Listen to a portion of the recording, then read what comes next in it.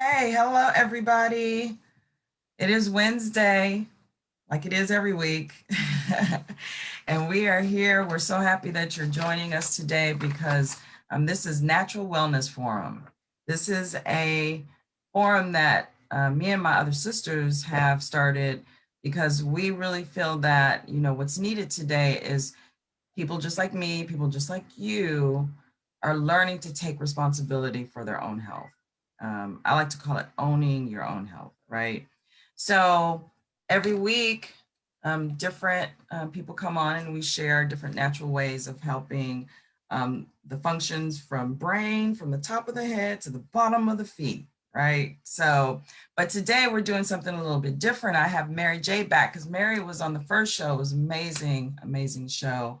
So you can go back and look at that. And by the way, share this to the people that you know and love, and we'll get some great information from this. Please share and like and comment. So it's, what we're going to do today is Mary's actually going to review a book. But before we start that, Mary, I want to thank you for joining me again today. Tell us a little bit about yourself. Let everyone know who you are. Thank you, Rachel. It's always a delight to be with you. And it's amazing to me. We met almost 2 years ago in Hawaii, didn't we? Yes. That It's was, 2 years. yeah. It was Yeah, yeah, about that yeah. today. So um, I am 43 years a spiritual counselor and medical intuitive. But what's more important for today is that I'm a lifelong, at least through my adult life, from the time I was about 20, student of the body and the mind and the spirit and how they all fit together and the heart. And Yes. I'm just, I've got such a big appetite for learning more. And there's so much to learn from and so much to educate ourselves with these days. Mm, So I wanted to share a book with all of you that I've just completed that I thought had a lot of great information in it. mm, yes. And I think you're being humble, but that's okay because humility goes a long way. But you're an amazing intuitive, and your insight inspires me. So I haven't personally read this book, but the reason I'm like excited to hear about it because I know that she's been dealing with health in the body for so long that if she likes it, I'm gonna love it. I think that's really true. And I know we share much of the same point of view. And I guess I want to make a point here because I've listened to most of your Facebook lives, your conversations on different body challenges, different things that people are dealing with. And it seems like if we look at all of them, there's definitely a pattern going on, right?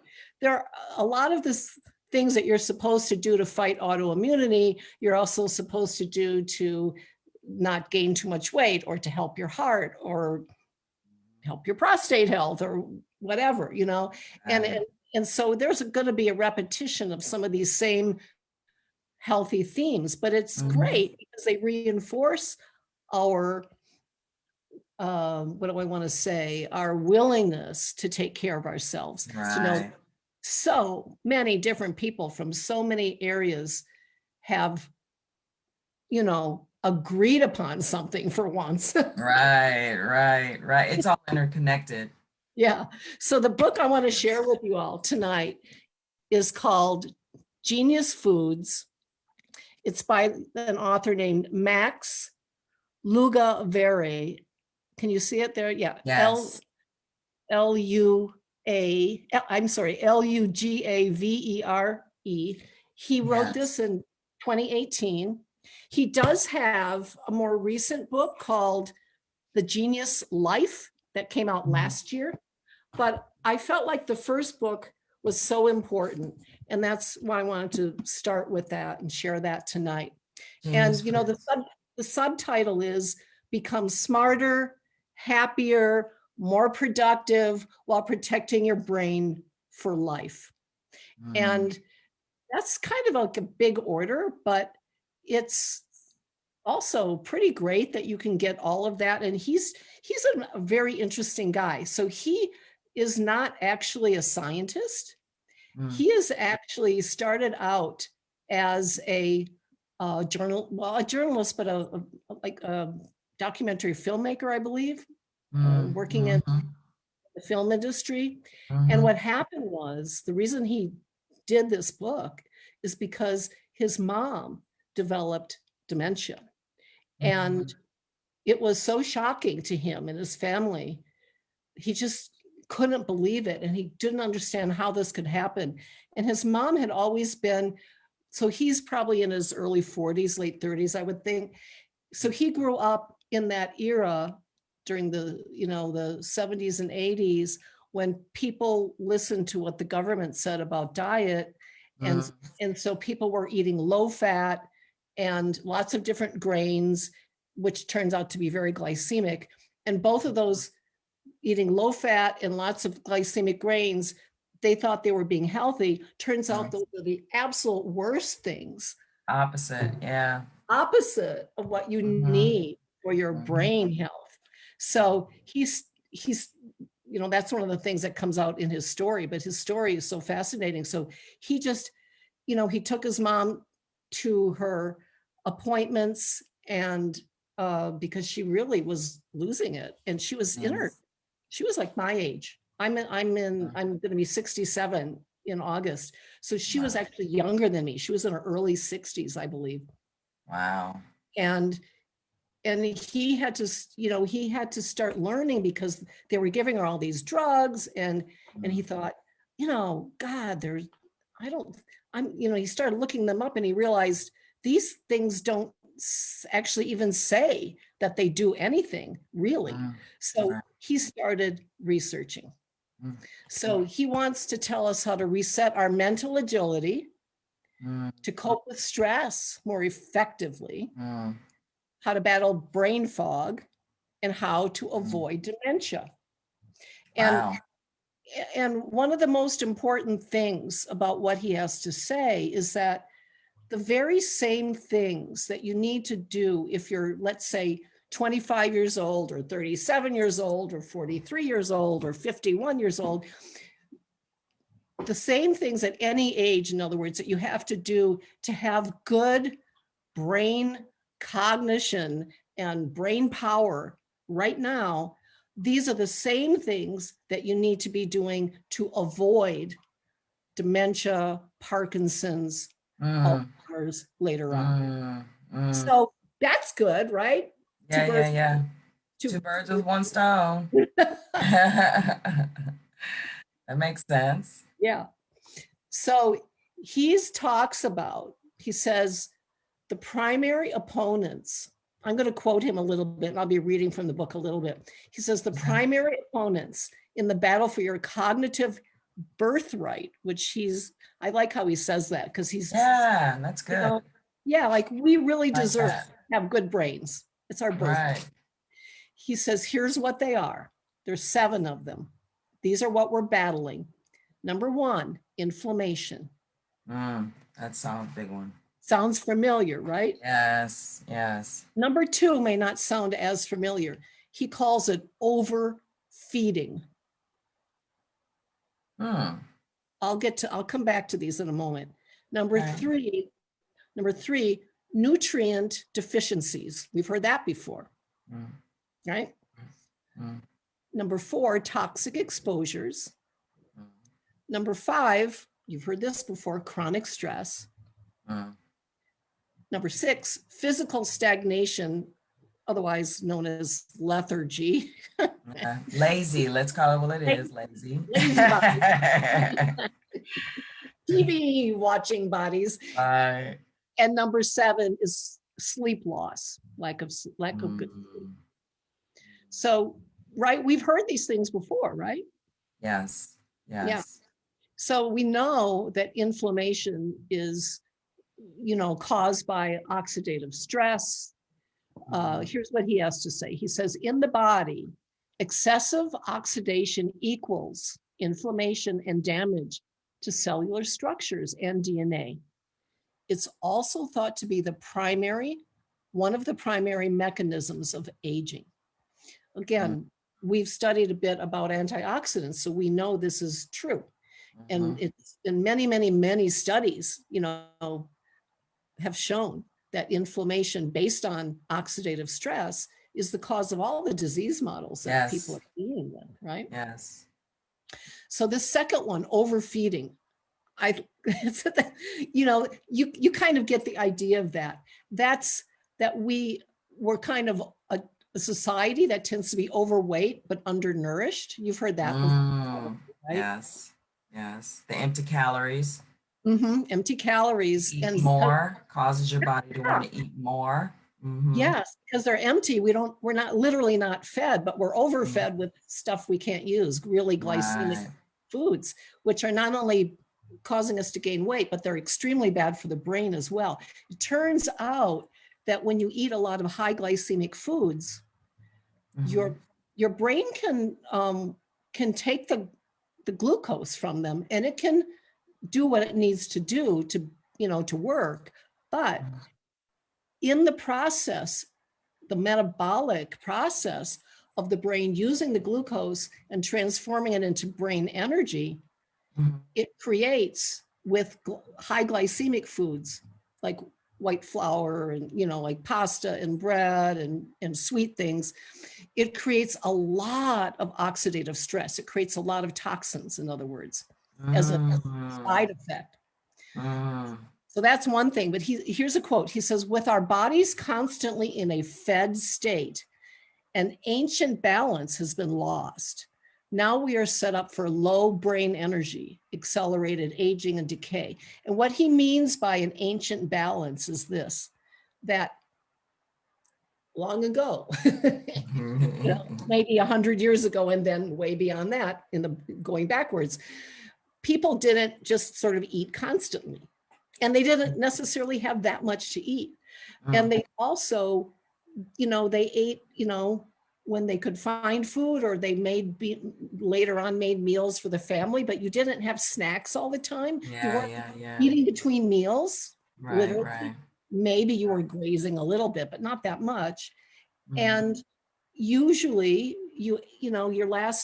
usually in the old days, people would have a big meal in the middle of the day, right? That's the old-fashioned way. I remember my grandmother doing that. Big meal. My grandmother too. Yeah.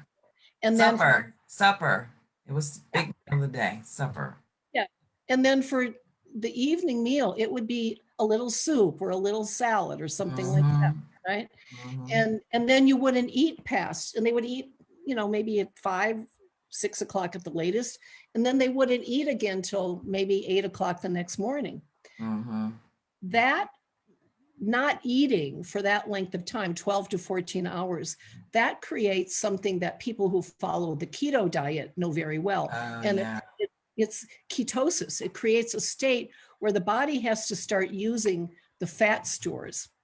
And when the body uses the fat stores, the brain loves that. The brain loves fat, because guess what? The brain is like this big sort of jiggly glob of fat, basically.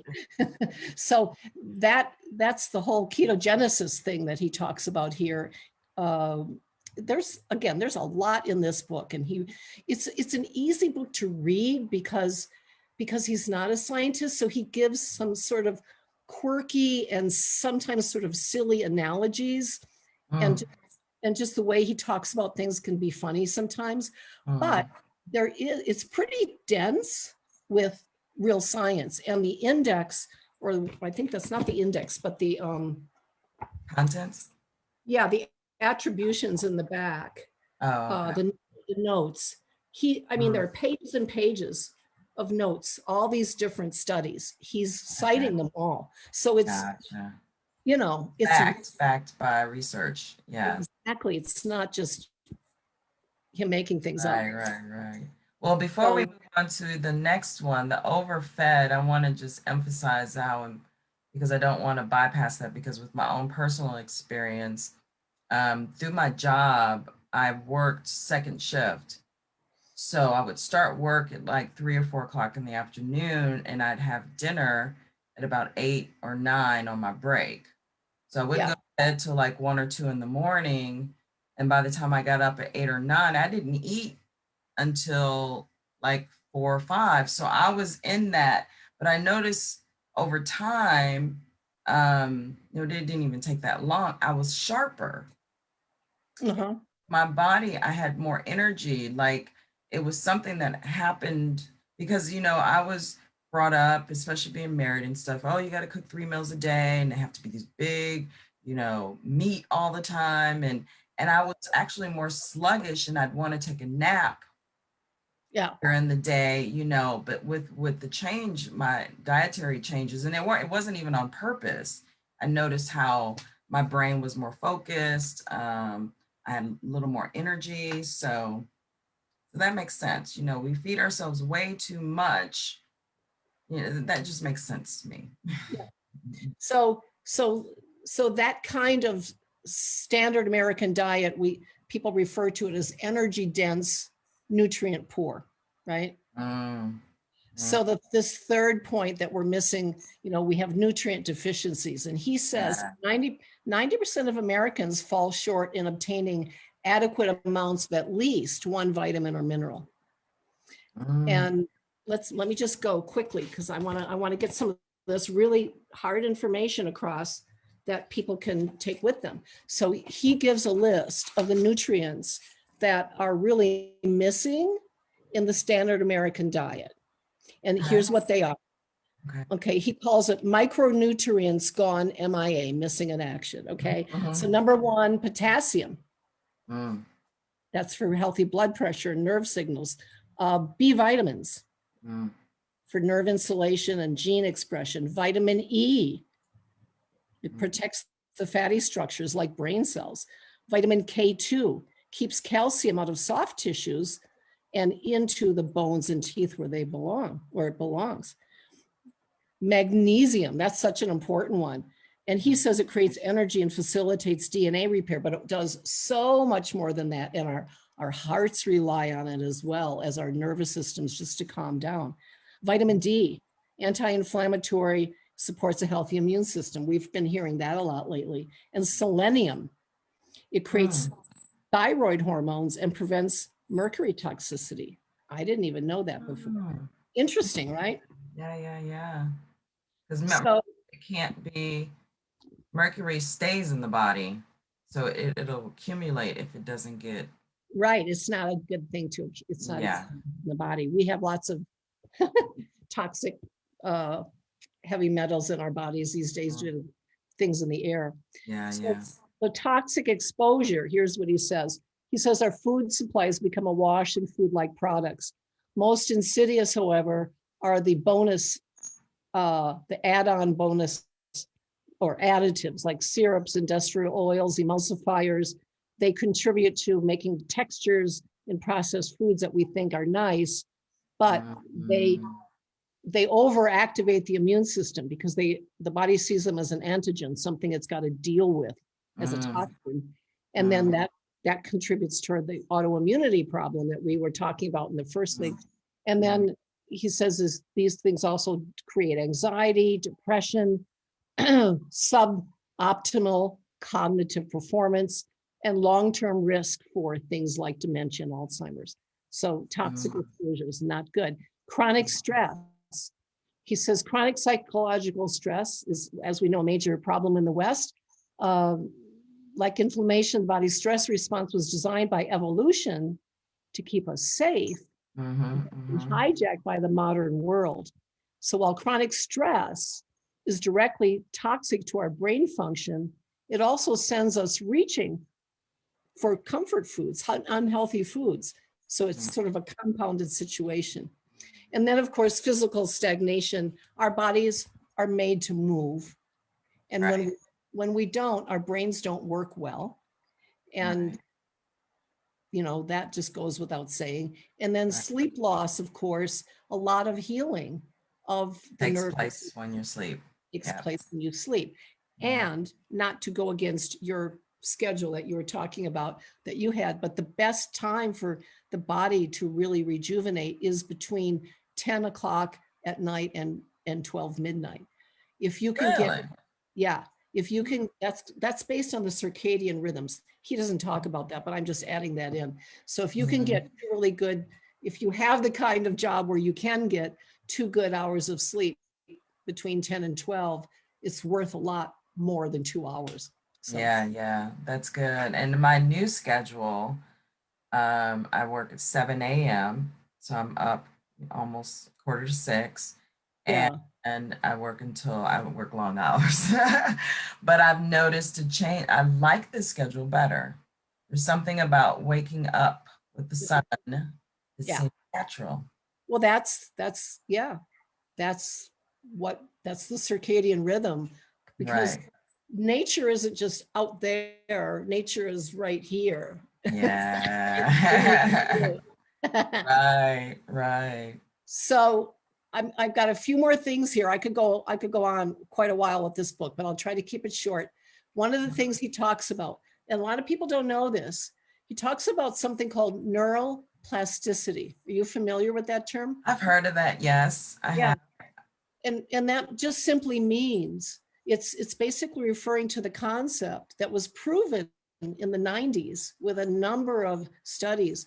All of them proved that this concept of the lifelong ability of the brain to change up until the time of death. So it used to be that people thought that the brain only grew till you were in your early 20s, and after that, too bad for you. That's It's all all downhill. downhill. But that's not true. If you're giving the body the things it needs, then it could actually continue to improve. Hmm, So okay. let's talk a little bit about nutrients that can boost your memory and boost the health of the brain. One of them that he loves, and he mentions it over and over throughout the book, are carotenoids. Yes, Does that sound familiar? that's one of our favorites. So he says carotenoids, the yellow, orange, and red pigments abundant in carrots, sweet potatoes, rhubarb, particularly in dark leafy greens like kale and spinach, have been identified as powerful brain boosters. Among these, lutein and zeaxanthin in particular have been linked with greater neural efficiency and crystallized intelligence. That sounds good. Mm, Or the ability to use the skills and knowledge one has acquired over a lifetime. wow. Let's take our carotenoids, take them in our diet, but take our supplements too. That's why. Absolutely. Okay, I'm going to try to fit this all in the last 5 minutes. He talks about bad fats as opposed to good fats. This is really important. So the the the bad fats are sort of the, well, polyunsaturated fats can be good or bad depending. Like omega-3s are polyunsaturated, and those are good, and we need those. So polyunsaturated fats, he says, they're a double-edged sword. So some of them are good, but the omega-6s, we have way too many of those. And we tend to also have too many of these other bad fats. And I'm going to read them real quick because I think it's important to know. Yeah, absolutely. Because so much of the food, if we're eating out, bad fats. Canola oil, not good. Corn oil, soybean oil, vegetable oil, peanut oil, safflower oil, sunflower oil, rapeseed oil, and rice bran oil. These are considered, according to him, ominous oils, and they damage our DNA and they cause inflammation throughout the body. Grapeseed oil? Yes, ma'am. Really? I know. I'm sorry. I'm just telling you what the science is telling us. Okay. That's why I wanted to read Okay. those, because I know certain things you might want to think about throwing out. And then he talks about monounsaturated fats. These are basically good fats. He calls them the brain's best food. So these are, number one, olive oil, avocado. So whenever we can eat a food that is got fat in it, that's even better. So avocados have a lot of fat. It's good fat for us. Yes. Avocado oil is good. Macadamia nuts, he says, are good. Wild salmon, grass-fed beef. Those are good quality oils. Coconut oil Oh, what? Well, let me talk about saturated fats. Saturated fats used to be considered verboten, right? Terrible. No, Well, like no, now, no. Yeah. yeah, the reason they were a no-no is because if you combine a diet that's high in saturated fats with high in sugars diet, that's bad. But if you don't eat much in the way of glycemic foods like sugar, saturated fats are very stable and you can cook with them and they're actually not bad for you at all. So that's Okay. interesting. And then coconut oil is a combination of all three. It's got polyunsaturated, monosaturated, and saturated, and it's considered very healthy for the brain. Oh, okay. I use coconut oil to cook and as body oil. Me too. And I also, to cook, sometimes when I want a liquid oil, I use MCT, which is what they call a fractionated or just liquefied coconut oil. Okay. Yeah. So anyway, let's try to end up here very quickly with the 10 foods, the 10 sort of super brain foods that he's recommending for people to eat. And I'll Okay, just guys, take notes. take 10 notes. foods Say for what brain they are. health. We don't have time to go into all of them, why, but the first number one that he thinks is the most important is extra virgin olive oil. Okay. And he says it should be the main oil in your diet, and the plant compounds in it, they stimulate our body's own repair mechanisms. And in the long-term trials, they've proven to protect the brain from decline. So we want that. Number two, avocados. We just heard this. Number three, we like this one, dark chocolate. Oh, yeah. Yeah. I eat that every Now, day. right? He says dark, he means 80% cacao or above. So not milk chocolate, not Yeah, sugar. not milk chocolate. No. No. Okay, the fourth one, eggs. It turns out eggs are good for you, not bad for you. He goes way into depth on cholesterol in this book and how it's actually people who have, a reasonable amount of cholesterol, not low cholesterol, but a good amount of cholesterol, have less inclination toward getting Parkinson's, Alzheimer's, and dementia. Oh. Backwards from the old science. So eggs are good. Grass-fed beef, grass-fed and finished beef. So it's really just been out there in the pasture until it has that one bad day in its life, and then it becomes a sacred offering to us, which we're very grateful. And then dark leafy greens. We all know about kale and all the other lettuces that are darker and so forth. All of those are good. Broccoli is another brain food. And one of the reasons is because it helps the microbiome. And if we have, according to him, like other people say, a healthy microbiome, we have the healthy brain, because we're getting, with not only broccoli, but many of these vegetables, especially many different kinds of vegetables, different diversity of vegetables, we're getting soluble fiber, which really helps our guts repair, keeps our guts from being leaky. So that keeps us from having toxins circulating in the blood, but it keeps our brains working better. Right. Wild salmon, number 9, very important brain food, and almonds. Oh. I know. Almonds. Okay. Yeah. So he's got a genius plan for eating, for ultimate cognition. He calls it ultimate cognition nutrition. And it's it's loosely keto, but it's not as strict as that. But it seems quite good because he kind of helps you to tailor it to your own unique biology and your goals for your body. Okay. Here's my only 2 drawbacks. 2 things he's missing that I can't believe he doesn't know about, because we know that they're great for the brain. Number 1, adequate, proper hydration. He doesn't mention. He does not mention it. I just can't believe that. We just know that makes a huge difference. And number 2, therapeutic molecular hydrogen. Hydrogen. Best antioxidant ever, especially for the brain. instant clarity when you use it in water form, Yes. especially. He doesn't mention it. Other than those two missing things, a great book. I highly Well, recommend I'll it. say one thing, I'll kind of defend him. Maybe he did not know about it when he first started doing the research, right? I looked in his second book. It's not there either. Ah, we're gonna have to send him a note. I checked. But again, this was Genius Foods by Hold up Max. the book again for me, Mary. Yeah. Genius Foods by Max Lukavere, published in 2018. Oh, sounds amazing. I got a lot out of that. I love the ultimate cognition nutrition. Yeah. I'm going to take that. I'm going to use that. So Yeah. thank you. Welcome. That was fun. Yes, I hope everyone got as much out of it as I did. We're so grateful that you came today to share that with us. Thank you, Sister Mary. Really appreciate it. You are so welcome. I'm going to go have a little bit of dark chocolate. Yes, I think that'll keep me up though. Oh, yeah, maybe. Yeah, it's kind of late. Okay. Never mind. We'll have one tomorrow. I'll think of you. Tomorrow.